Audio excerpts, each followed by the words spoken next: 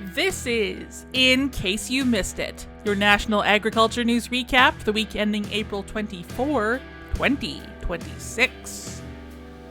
Prime Minister Mark Carney's new advisory committee on Canada-US economic relations includes members of the agriculture and fertilizer sectors. Those include former Federal Ag Minister Ralph Goodale, AgriPure CFO Emile Cordeau, Nutrien CEO Ken Seitz, and Michael Harvey, Executive Director of the Canadian Agri-Food Trade Alliance. Harvey said joining the group will give him a chance to push agriculture exporters' priorities, like maintaining reliable cross-border trade and strengthening market access under the CUSMA trade deal. That trade agreement is up for renewal this summer. The advisory committee also includes seasoned political leaders, like former Quebec Premier Jean Charest and former Conservative leader Erin O'Toole. It also includes industry leaders like Bank of Montreal CEO Darrell White and Canadian National Railway President Tracy Robinson.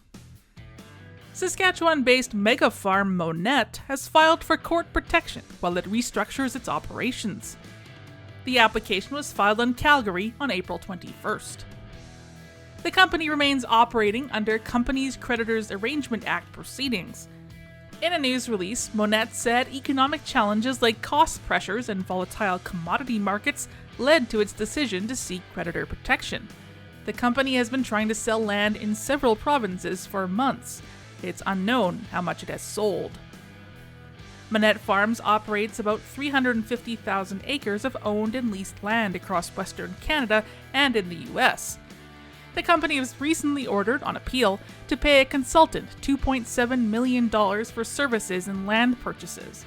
In late 2025, the farm was also denied a permit for a feedlot south of Swift Current, on concerns that it was too close to its nearest neighbor and to Lac Peltier.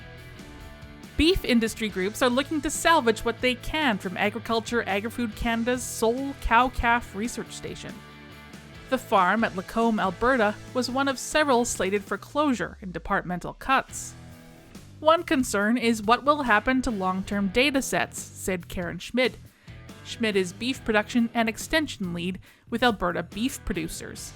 She said they've seen data just disappear before, for example after the dismantling of the Prairie Farm Rehabilitation Administration more than a decade ago.